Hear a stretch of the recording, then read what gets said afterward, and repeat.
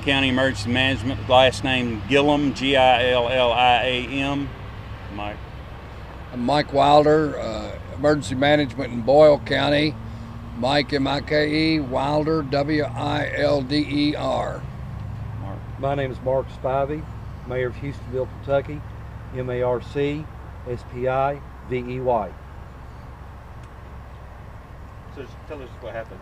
Well, thank you all for being here. About 1:20 this morning, we received a notification from dispatch that there had been an explosion on the west end of the county.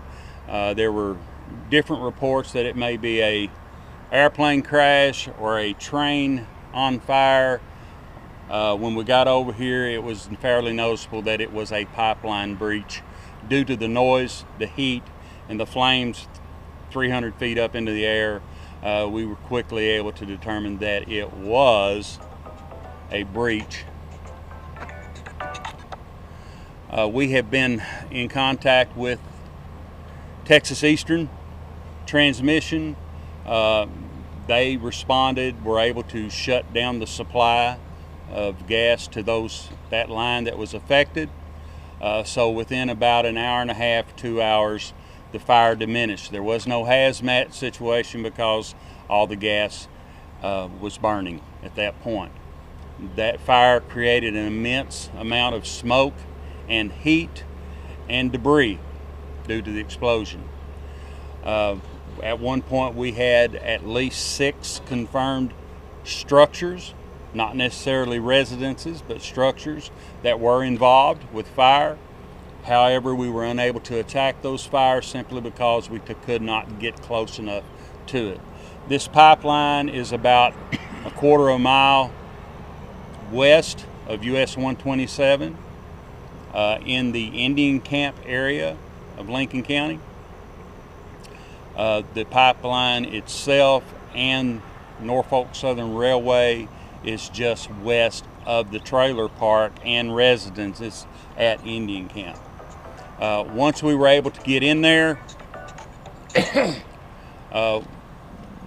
we evacuated about 75 folks to a shelter set up at New Hope Baptist in the area. Some of those folks are still at the shelter. They will not be able to return to their home. That is still a working incident. Firefighters are in and out of there, not only extinguishing fires, but looking for folks that were either stranded or injured. We've had 5 people transported to the hospital. We have 1 confirmed fatality. We do have folks that are unaccounted for.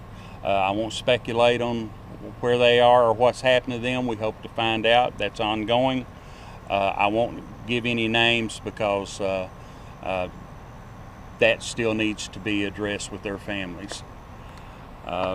We anticipate that this incident will continue throughout the morning, probably throughout the day, as far as trying to locate and account for persons that need to be found or talked to. Norfolk Southern Railway at last report had about 31 trains backed up. That will increase as the day goes on. Excuse me, Mike. The railroad is diligently working with us as far as to find out when they can get in and get the tracks repaired. Hopefully that'll be done within the next 2 to 3 hours. So again, train traffic will start moving at that point in time. Again, everybody that needs to be here is here. Representatives from, we have mutual aid from at least 4 different counties here working with us. The Kentucky State Police, the Sheriff's Department of Lincoln, Boyle, and I'm sure Garrett and surrounding counties is here as well, and a large number of first responders. Fire departments from all over the area responded to this scene and are still here. And I mean, it's actually an ongoing scene. We're still actually putting fires out.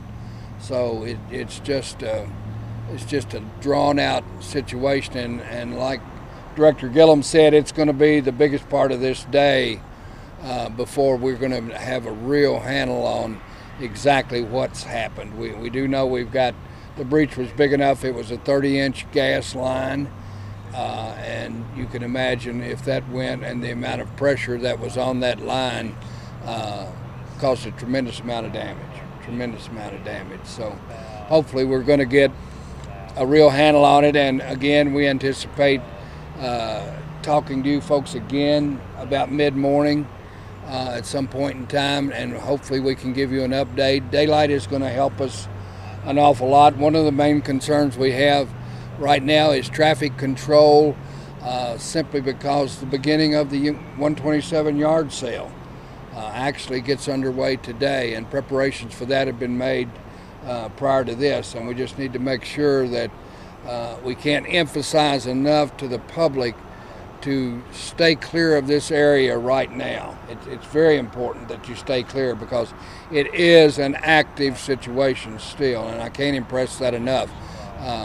We have fire trucks with tankers that are mobilizing and coming back to refill to get water and that type of thing, and they need to be able to get in and out. Excuse me. But again, just impressed that it is an active situation. We'll try to answer a few questions if we can, and I'll tell you right now, we won't be very specific on anything, simply because we don't know. This happened 4 hours ago, right. So it's still very, it's an active situation.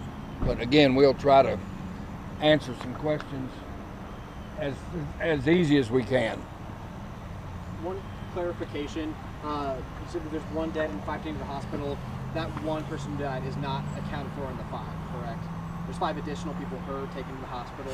There were 5 people transported to the hospital. The fatality was at the scene. Okay. That person is still at the scene. Is there anything you want to add about seeing this happen in your community? Well, the thing about it, about 1:30 this morning, I got notification of what happened. I arrived on the scene. It was a tremendous fire. I was roughly about an eighth of a mile to a quarter of a mile where the fire was at. The heat was very tremendous. I was actually sweating that far away. First responders were already on the scene, taking care of everything. Fire departments from our fire department from Hustonville was here. Lincoln County, I saw Casey County. I think Boyle County came down. We've had tremendous response from all first responders in the area, and we all appreciate all that. So we're just trying to figure out what's going to happen next. It's an ongoing thing. Do you know if any of those injuries are life-threatening? At this point, no. Not the ones that were transported are not life-threatening. I may point out that most of those transports came from the area around Indian Camp and not Indian Camp itself. Indian Camp is a dead-end, one way in, one way out area, and so those folks are the ones that were hit the worst.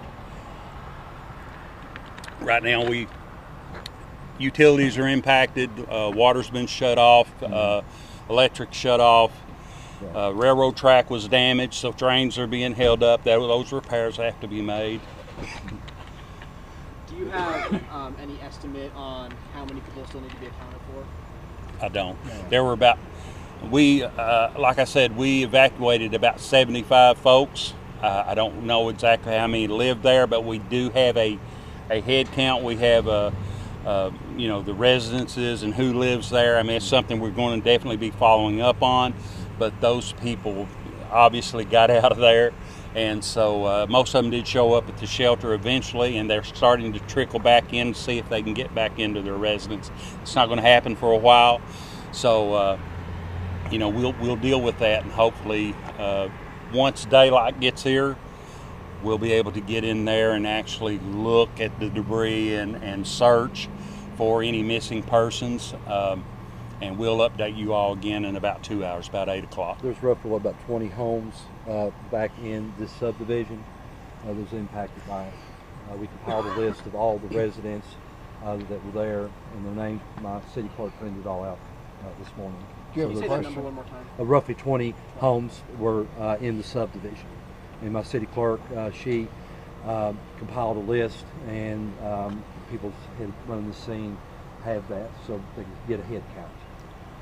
I might add that US 127 will be shut down this morning.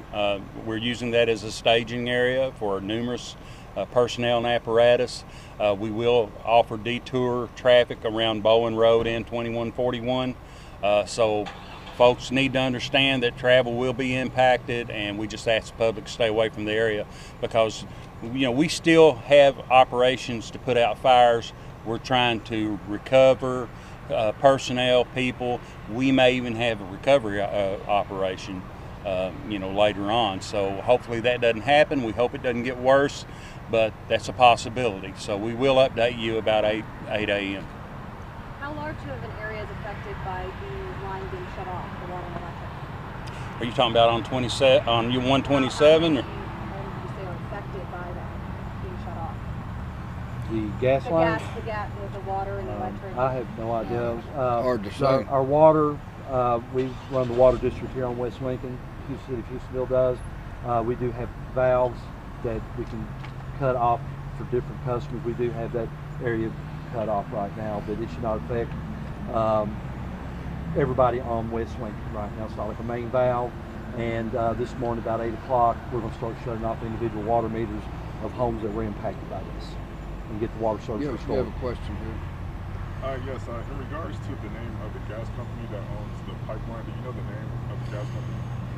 Texas Eastern is the transmission company. I think the name of the company is actually Enbridge, Enbridge. They have been on scene since about as long as we have, I guess. They've been very helpful. It's something that they're taking a close look at to see not only why it happened, but where do we go from here. There are 3 pipelines that run alongside each other. They're about 25 feet apart. So my concern is the integrity of those remaining pipelines.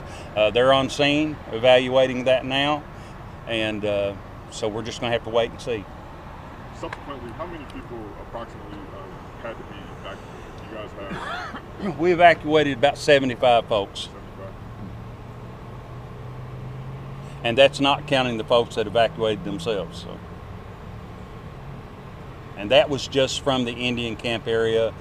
There was also evacuations in the Bowen Road area, Harris Creek Road area, and of course US 127 and 2141. It all comes together there.